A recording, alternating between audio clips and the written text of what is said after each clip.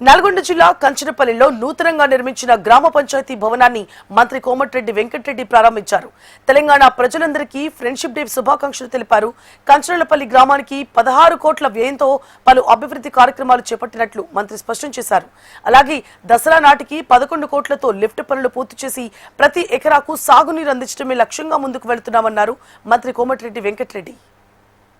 సందర్భంగా తెలంగాణ ప్రజలందరూ కూడా హ్యాపీ ఫ్రెండ్షిప్ డే. మీ అందరూ కూడా స్నేహితులందరూ కూడా ఈరోజు ప్రపంచవ్యాప్తంగా ఫ్రెండ్షిప్ డే చేసుకుంటారు కాబట్టి గ్రీటింగ్ తెలియజేసుకుంటూ ఇప్పుడే మాట్లాడిన విధంగా మీరు అందరూ కూడా విన్నారు. ఈ గ్రామంలో దాదాపు 16 కోట్లతో ప్రభుత్వం వచ్చింది. మినిస్టర్ అయిన తర్వాత అభివృద్ధి కార్యక్రమాలు చేపట్టడం జరిగింది. అందులో భాగంగా 25 లక్షలతో గ్రామ పంచాయతీ బిల్డింగ్ ఈరోజు ఓపెన్ చేసుకున్నాం. దసరా నాటికి 11 కోట్లతో లిఫ్ట్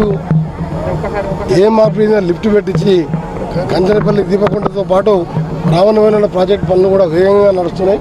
3 నెలల్లో పూర్తయితే నేను అనుకున్న విధంగా ప్రతి ఎకరానికి నీళ్లు ఇవ్వడం, శ్రీశైలం సొరంగాన్ని 2028 నాడు ఆగస్టు లోపే సొరంగం పూర్తి చేసి ప్రపంచంలో ఎక్కడ లేని విధంగా 43 కిలోమీటర్ల సొరంగాన్ని రాజశేఖర రెడ్డి ముఖ్యమంత్రిగా ఉన్నప్పుడు నేను కొట్లాడి రావణవేల ప్రాజెక్టు 700 కోట్లు, అదొక 2000 కోట్లు.